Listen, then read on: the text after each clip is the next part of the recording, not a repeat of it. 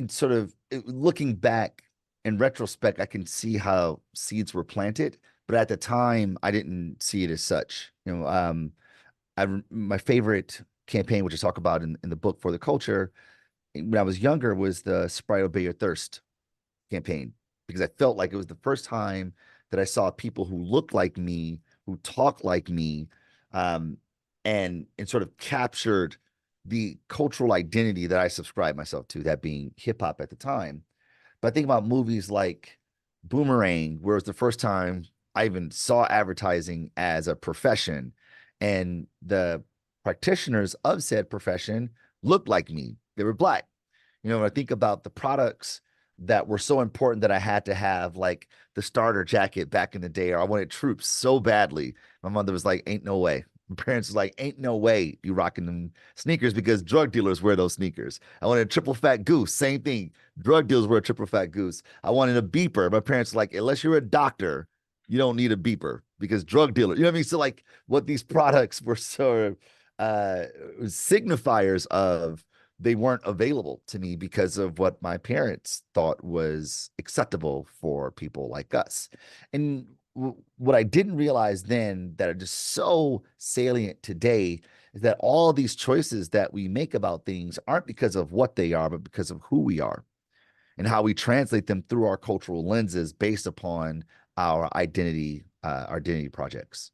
Yeah, it's interesting you said that because I was watching a clip and it was basically one of the heads of Audemars Piguet, like AP, was talking about Jay-Z and how in early 2000s Jay-Z was wearing like 14 watches and all that, and their brand was scared to affiliate with him, right? But now we look at it and say that it's such an obvious choice because we've seen how creator economy has changed and how we get behind people so much.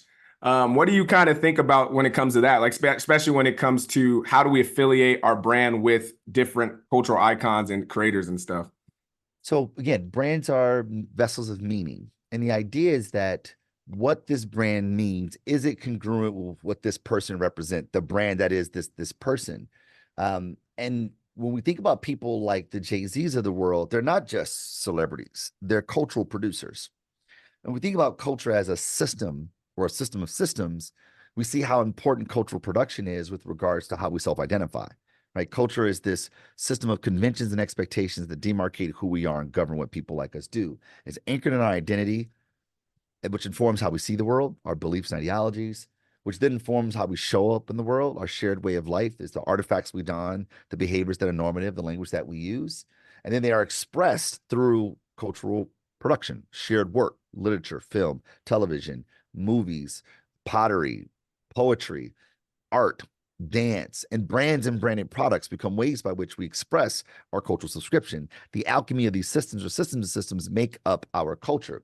So cultural work, be it songs, as in hip hop, be it movies, as in Men in Black, I Make These Look Good.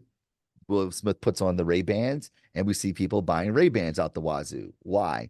Because the meaning that is constructed through that works is then transferred over to the meaning that we impregnate into these brands and branded products.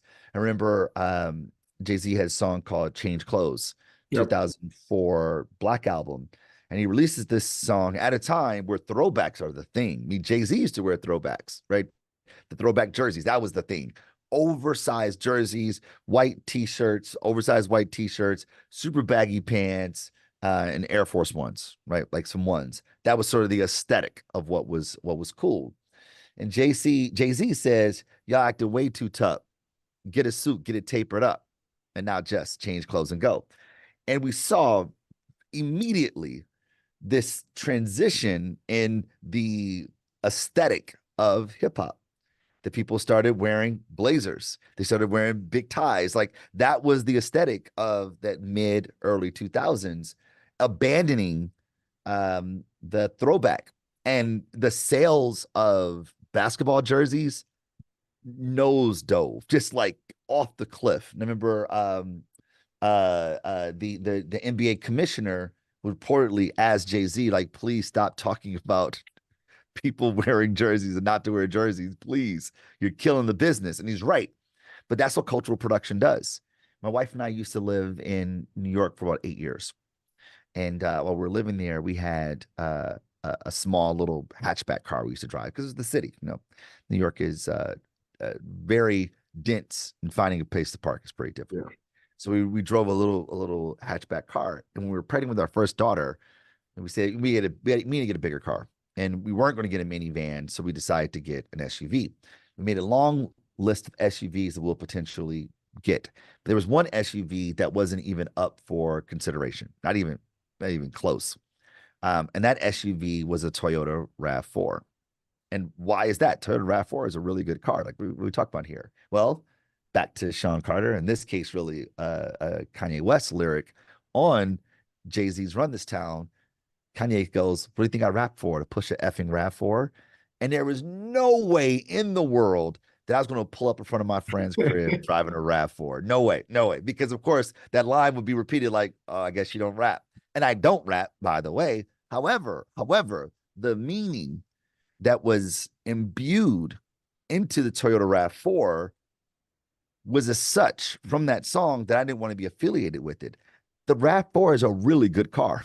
It's a great car. It has all the JD Power and Associate stuff. It has all the things. But I wasn't going to make a $40,000 plus purchase because of a rap lyric. I mean, think how powerful that is. They aren't just lyrics, they're cultural works, they're cultural production that signals, reflects, and creates expectations of what people like me ought to do. And culture moves forward on the basis of one simple question: do people like me do something like this? The answer is yes, we do it. The answer is no, we don't. We make that decision hundreds, if not thousands of times a day based on our cultural subscription. If you enjoyed that clip, make sure you head over to www.bookupapp.com to download our app so you can connect with your favorite bookish content creators, start conversations, and start your own book club.